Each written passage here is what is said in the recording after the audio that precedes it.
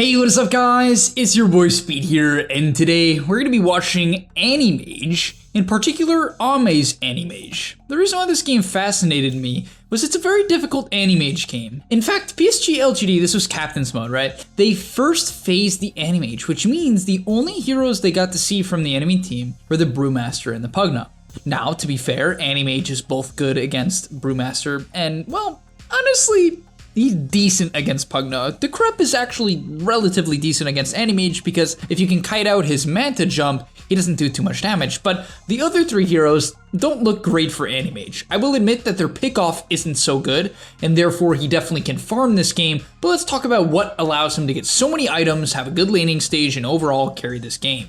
Also, I want to tell you guys that if you've been struggling with solo queue and you're looking to get to the next rank, I'm going to be able to help you. Like, literally, with the GameLeap website, I'm going to give you guys guides that are going to make it unbelievably clear on what you need to do. So if you've been stuck in the solo queue grind, you don't know what to do, and you want to become absolutely broken, but like actually you want to become much better at Dota, and you want to take it more seriously, the GameLeap website is going to help you do that. So click the link down below, I'm going to help you get to the next rank, and I'll see you there. So the first thing I do want to note, honestly, I considered making a video purely on Wise Witch Doctor. I think this is a hero that is one of the most buffed of the recent patch. It got a 60 damage buff. Crazy buffs to Maledict at level 1. In fact, it's more than 60 because that 60 damage buff on Maledict is actually amped by the lost health. But either way, let's focus on some MAGE and talk about how to play this hero. So in the laning stage, your hero trades very well one-on-one, mainly because if you trade with MAGE one-on-one, he burns your mana, which means every auto attack is very dangerous. But the key to a good MAGE is an MAGE that does not overextend. As we'll see in this clip here, the only time he's going to look for an auto onto XXS and the Dragonite is after XSS extends for a range creep, right? He's going to get one auto and back off. A big mistake that MAGE players make all the time is they will go for 3, 4, 5 auto attacks through a creep wave, and this is simply not a good idea unless you are, pairing together with a support and it's like a 2v1. In that case, by all means, you can go hard, especially if it's a hero like Sand King that doesn't really threaten you at all, then you can definitely go aggressive. To be fair, Dragonite's actually relatively bad at level 1 as well. The hero, it's just, he took Breathe Fire, only has 3 armor, he's not too strong, so him going pretty aggressive on the stun of the Witch Doctor is very important. So another cool thing to note about MAGE in the laning stage is you have to have awareness of the support 1v1. So it's a very common situation in Dota where the supports are going to trade out, right? They're going to try to kill each other, mess with each other. You want to pay attention to that. And this is the same thing for Phantom Assassin as well. Any hero with like a major mobility ability, it could be Primal Beast, Phantom Assassin, MAGE, anything of the sort. It's very good to pay attention to the one-on-one because if you can contribute and the offlaner can't, that's a huge advantage, right? And so it's at the point in the lane where he doesn't threaten the DK anymore, right? The DK is going to have 2 points in the armor. DK is just going to start auto-attacking him for the rest of the lane. And so basically it's important to note that at this point in the game, all he can do is pull a ton of creep aggro and look to threaten the Pugna. That's a, it's an important thing to distinguish because a lot of players will not identify. They'll be like, let's kill this Dragonite. They're not going to kill Dragonite. They can mess with him a little bit. They can Maledict him and throw some spells at him and hit him a couple times. They're not going to bully him out of lane. And so, yeah, his only job at this point in the game is to pull aggro. As we'll see, creep wave meets, pulls aggro. Doesn't want to trade with the DK, especially when there's no Maledict. There's no way they take a good trade. They can be annoying, but no way they take some crazy good trade. And so instead, pulls aggro, gets a range creep deny, mainly because DK has no way to secure the range creep when he has no mana. And so they get a free deny, good CS, 18 and 4 is pretty solid. So comically enough, Ame rushes Battle Fury this game. Now, I'm sure a lot of you guys have watched a fair bit of my videos, and you'll know that if anyone ever rushes Battle Fury, I'll most likely flame them. And the downside of rushing Battle Fury is that it makes you a very weak laner, right? Often the goal of MAGE is to stay in lane for as long as you can, right? Because your hero doesn't jungle quickly at all previous to the Battle Fury timing. So if you rush Battle Fury and you don't have treads or a stick, which by the way, he did buy a stick. He rushed Ring of Health into the stick, very important, right? This hero has wild sustain issues, so this is the build to go. But the thing is, he understands how this lane's gonna play out because there's actually a few lanes where MAGE can rush or Revenom, especially when he has something like Witch Doctor in lane, right? It's a good lane to go Nor Revenom. Why? Because you usually have a lot of kill threat. But against DK, you don't really have the same type of kill threat. They are gonna, chain gank this DK up a little bit here. They're just trying to kind of give the Anti-Mage a free game. Imagine being this Dragonite, dude. That is so sad. But the only reason I think the Battle Fury is okay this game is the enemy mid laner is a TA, which is a hero that doesn't really gank, so he's not going to get pressured out by him. The PSG LGD specifically chain ganked his lane, so he's now having free farm, right? He's not going to get bullied out. Even if they didn't gank his lane, the DK frankly wouldn't bully him that much. And so based on these circumstances, the fact that the enemy mid is not a pressure hero and DK is not that bad for Anti-Mage, even though does he die here? Gee, oh, he didn't Fairy Fire. He could have lived. I actually just straight up dies. But considering DK doesn't generally pressure you out, your hero does fine, right? He doesn't have to go treads here. He can't even buy treads to kick out the DK. It wouldn't do anything really. So yeah, I like his decision here. I think the Battle Fury first is fine. So next, let's take a look at Ame's farming patterns. Where does he go and why? So currently at 11 minutes here, he's farming up his Battle Fury. He nearly has it. It's obviously a very impressive timing. With no treads, it's nothing insane, but it is still super solid. 59 CS at minute 12 is, you know, not ridiculous. So it is honestly pretty reasonable to get this timing. So why does he TP bottom here? Why is this something that makes sense in this case? Or why does he think it makes sense? Because honestly, 9 times out of 10, if you get pressured out of a lane as Anti-Mage, I honestly don't think it's a great idea to TP across the map. And the reason why is if you TP across the map and then get kicked out of that lane, you're kind of stuck. So often it's a better idea if you get pressured in a lane to stay, hide in the trees, kill a nearby neutral camp, right? Like blink down. He just TPs out right away. And I think the reason why he does this is the lane is pushed up very far. So it's in a relatively safe area, right? I think we could all agree on that. And on top of that, his Kunkka was in the area to help him out. Funny enough, right when the Kunkka gets kicked out, you're gonna see he's kind of back. The reason why is he knows the TA is in the area, the DK was in the area. Funny enough, when DK shows on this observer ward, he immediately goes back bottom. So you can see he's a little bit afraid of the I think DK has blink, right? Okay, DK actually doesn't have blink, so he doesn't really have to be too afraid. But the thing is, if he goes bottom and the DK is there, or he goes bottom and the TA is there, he can't actually do anything about it, and he couldn't farm. So he was gonna back and go jungle. Once he sees the DK, he feels relatively safe, and he actually clears the enemy creep wave all the way in. And this is very important that he doesn't jungle before he clears the wave all the way in, because a big thing about Dota and creating space for yourself as the carry is forcing enemies to TP into very defensive portions of the map. If you see something like Templar Assassin TP to the bottom side of the map, or for instance a Leshrac, or whatever hero might gank you, it kind of means that you're gonna be safe for, you know, the next portion of the game. And that's exactly what we see, right? Now he sees the TA TP bottom. A lot of the enemy heroes actually come bottom here. Oh my god, did he get stomped by the neutral creep? How did he get stunned? No way. What the? Oh my god, he ends up living too, I think. Oh my god, he was baiting. Oh my god, the TA died. What in the world did I just watch? Yeah, but okay. The reason why he was TPing there is once he forces the TP's bottom, right, he can get to the top side of the map. He slowly makes his way across. I like that he doesn't go back to base. You know, as long as you know that they're probably not ganking you, right, you have decent vision of the map, you can drag camps out, keep your HP up, and continue to jungle, right? If you are low on HP, you do have to kind of kite out the camps. You shouldn't just man up because you'll drop a little bit too low. Even here, he's at a very uncomfortable amount of HP.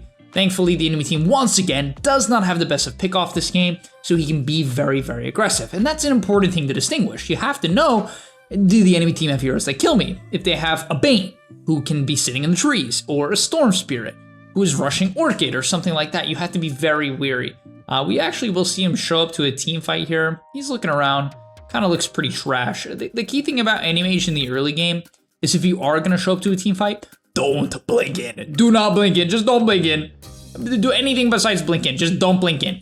What I mean by that is the only time you should the main thing you want to try to do as Anti-Mage is actually look to just mana void and then blink out. The only time you blink in early game is if someone's like giga isolated. There's some low HP support that's completely away from his team or core, I guess for that matter, and you can finish them off. But instead, he disengages from the fight, off the triangle, and on throughout the map. And yeah, he's avoided any deaths ever since the laning stage, which is pretty good. So one thing I would like to note about this Anti-Mage game as well is his discipline for the Scotty. Take a look at his score. He's currently 0-1-2, which is why I skipped ahead. I don't want to bore you guys to death. But once he gets his Scotty, his team instantly goes for a smoke. And the key to a lot of good Dota games or a lot of good Dota movements is having a reason to do it. right? Do you see the enemy at a position? Are they splitting up? Do you have a certain level timing? Maybe a level, 12 death profit, right? Her ulti doubles in damage. That's a good time to smoke. In this case, it's the Eye of Scotty, right? The Scotty comes out. It's a great game for it, right? It's good against the DK.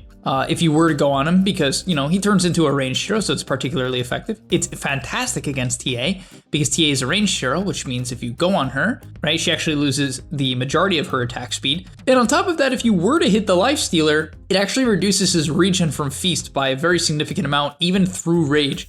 So this is a pretty key timing for him. It's still a little bit hard for him to fight, frankly, because, I don't know, they're all just so tanky, which is why it's not like some crazy good anti-mage game. There isn't some very clear target, and when there isn't a clear target, you can kind of do what he does here, which is he actually just walks up and starts to hit Monet, right? He's not overextending, he's kind of just saving his blink, because if you blink in and it's like a meh anti-mage game, often you just get dropped to half HP. He's not gonna die, probably, right, against their heroes, but he'll get like dropped to half HP and then be in a very uncomfortable position. Instead, he has the discipline to follow this Lifestealer, wait for the stun from the shackle, and finish him off. After that, notice how he doesn't blink onto the TA either, holds a little bit. I assume he misclicked blink there, I don't know what that was, and then follows up, finds the Pugna. Unfortunately, as I said, Pugna, not the best matchup for AM either. You might be like, oh, but what about the mana voids? Yeah, it's like maybe, you know what I mean, sometimes. But the problem is Pugna's mana doesn't always get drained that fast if he starts to fight at full mana, and so it's not so good. But the main thing I really liked in that team fight was the discipline. I felt like he did a fantastic job of just not over-forcing his hand and feeling like he had to blow someone up. Because you don't always have to blow someone up, especially if you don't counter anyone that hard. Alright, so his main target in these team fights is absolutely the Templar Assassin, and the reason why is his very high armor plus Manta style makes it impossible for TA to hit him, and he is a Scotty, so this TA gets destroyed, right? So this is his main target, and you'll see right away, he's gonna jump on the TA, probably should have jumped a little bit further in front of her, because if you jump in front of the target and then you click Manta, it will actually block them, causing your hero and the Mantas to hit significantly more, usually like much more than you think. He ends up clicking Manta a little bit late here. I think the purpose was when he saw the Lifestealer, he just didn't want to get clicked to death immediately.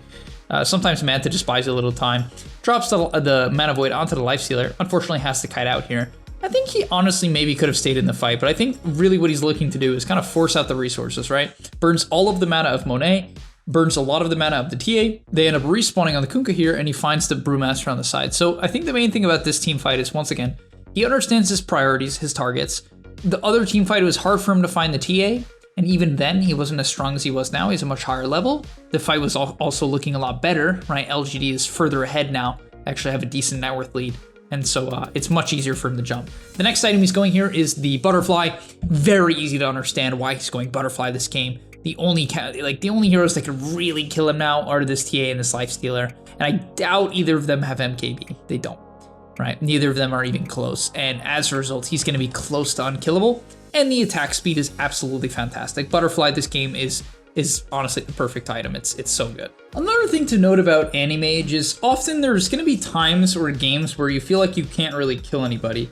You're going to feel like it's very difficult to do anything. And in these games, especially if the enemy team is like low catch for you, it's very important that you take an extremely active role on clearing all the creep waves and playing more of a split push style. And this is one of those games where it's not very easy for him to kill anyone necessarily, but it's very easy for him to split push. And you have to make this, you have to be able to understand when a game is one or the other.